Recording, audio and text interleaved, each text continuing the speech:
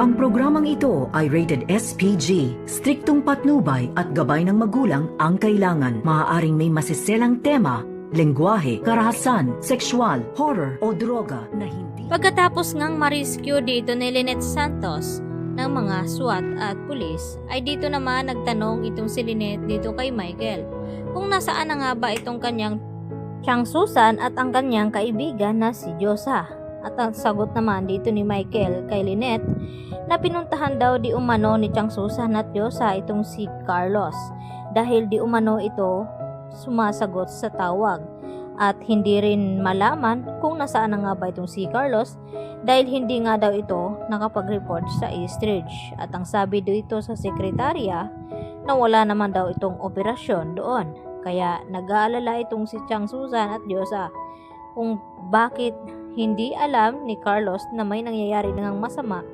dito sa City Jail. At agad naman na tinawagan ni Lynette itong si Chang Susan kung nakarating na nga ba ito sa bahay ni Carlos. At dito nga nagulat din itong si Lynette sa ibinalita dito ni Chang Susan na may nangyayari din doon sa bahay ni Carlos. Kaya upang makumpirma ni Lynette, agad naman siya nagtungo roon at umuwi at dito na nga niya nakita na tila may kakaiba dito kay Carlos.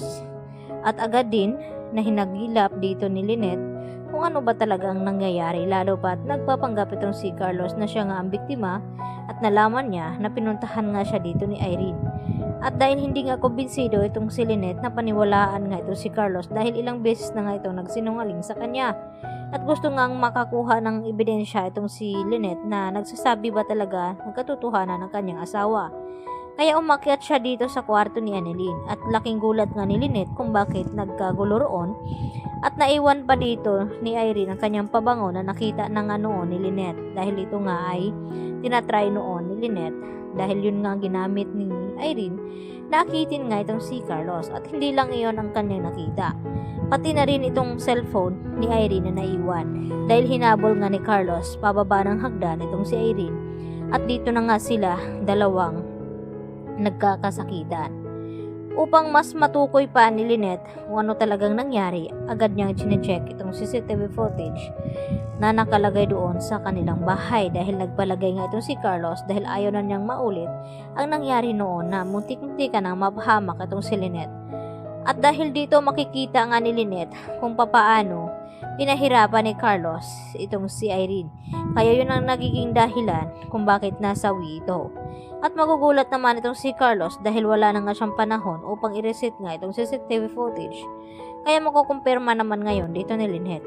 Kaya hindi alam ni Carlos kung paano niya ipaliwanag dito kay Lynette na ngayon ay makukumpirma na nga niya ang buong katotohanan na tinatagong sekreto dito ni Carlos lalo pa ang pagiging asawa nito kay Irene at kung bakit niya ito ginawa kay Irene. Dahil lang sa sinabi ni Irene na sisirain nga niya itong si Carlos kay Lynette dahil hindi deserve ni Lynette na lukuhin nga dito ni Carlos at lalong hindi deserve ni Lynette na magsisinungaling itong si Carlos na asawa naman pala niya itong si Irene.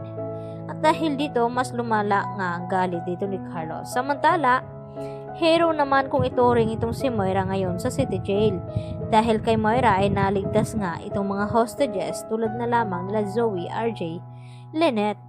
At dito nga nagpapasalamat itong si Warden kay Moira dahil sa kanyang tulong na ginawa upang ituro nga ng mga SWAT kung saan ang daan patungo sa kanila at naligtas ito.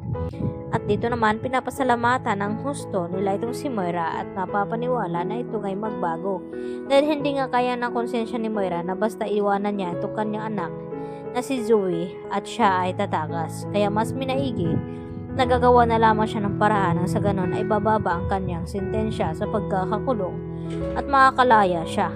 Kaya yan ang ating pagkatutukan at aabangan mga kapuso. Dito lamang yan sa Abot Kamay na Pangarap. Yan lang po at marami pong salamat.